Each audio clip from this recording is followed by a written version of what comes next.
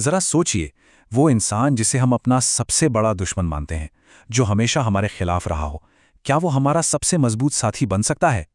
और उससे भी बड़ा सवाल, जो आज हमारे दोस्त हैं, क्या वो वाकई में हमारे साथ हैं? इन सवालों का जवाब चाणक्य के पास है। और उनका जवाब है हाँ, बिल्कुल हो सकता है। आज हम चाणक्य की उन 3 नीतियों को समझने वाले हैं जो रिश्तों के इस खेल में महारत हासिल करने में मदद कर सकती हैं। दुश्मन को दोस्त कैसे बनाएं और असली दोस्त को पहचाने कैसे। और हाँ, एक ऐसी कहानी भी है जो सोचने पर मजबूर कर देगी। तो चलिए शुरू करते हैं। तो चलिए कहानी में उतरते हैं। बात है 323 ईसा पूर्व की, मगध साम्राज्य की। चाणक्य के सबसे बड़े दुश्मनों में से एक था राक्षस, नंद साम्राज्य का एक बेहद चालाक और वफादार मंत्री।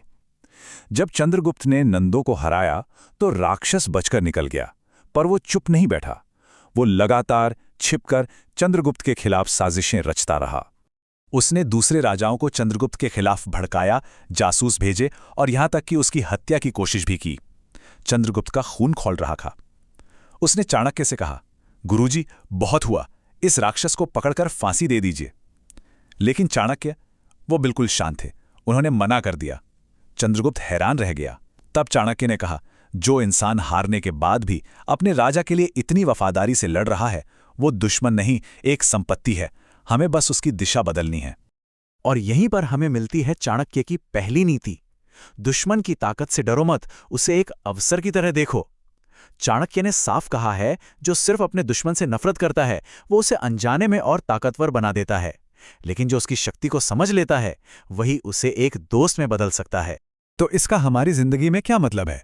जब भी कोई हमारे खिलाफ खड़ा हो, तो गुस्से में आने की बजाय एक पल रुककर ये सोचना चाहिए कि आखिर वजह क्या है? क्या उसे कोई गलतफहमी हुई है? क्या वो असुरक्षित महसूस कर रहा है? या फिर उसे किसी ने भड़काया है? जब हम वजह को समझते हैं, तभी सही समाधान निकाल सकते हैं। चाणक्य ने राक्षस के गुस्से को नहीं, उसकी वफादारी को देखा। अब आते हैं उस कहानी पर जिसका मैंने जिक्र किया था। एक दिन चंद्रगुप्त के महल में एक बहुत ही गरीब सा दिखने वाला ब्राह्मण आया। कपड़े फटे हुए, चेहरा थका हुआ। उसने दरवाजे पे खड़े संतरी से कहा, मुझे महाराज से मिलना है। संतरी ने उसे भगा दिया। बस तभी वहां से चाणक्य गुजर रहे थे।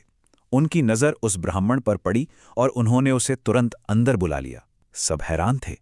बाद में किसी ने पूछा, आचार्य, उस मामूली से ब्राह्मण में ऐसा क्या खास था? चाणक्य ने जवाब दिया, उसकी आंखों में डर नहीं था। और उनका यह अंदाजा बिल्कुल सही निकला।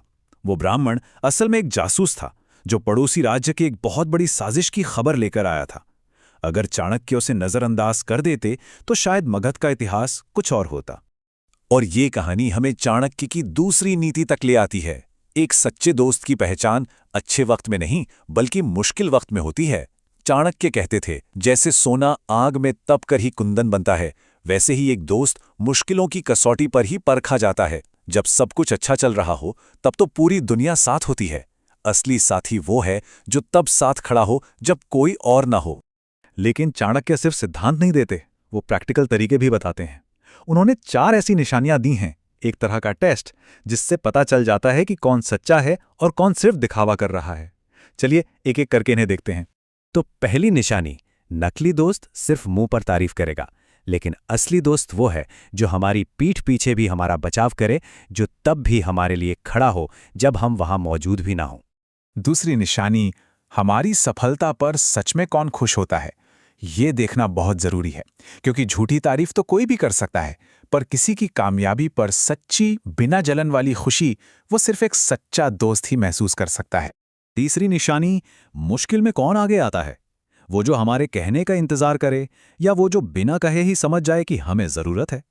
यही फर्क पता चलता है एक सुविधा वाले दोस्त और एक सच्चे साथी में।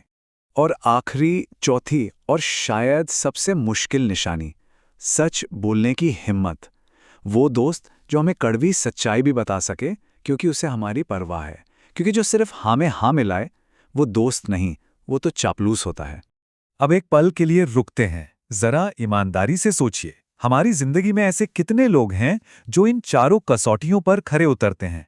ये सवाल सच में सोचने वाला है ना? और अब हम आते हैं चाणक्य की सबसे शक्तिशाली नीति पर। एक बार उन्होंने अपने शिष्यों से पूछा, शत्रु को हराने का सबसे अच्छा तरीका क्या है? किसी ने कहा युद्ध, किसी ने कहा कूटनीति। चाणक्य मुस्कुराए और उनका जवाब इतना सरल और गहरा था कि सब हैरान रह गए।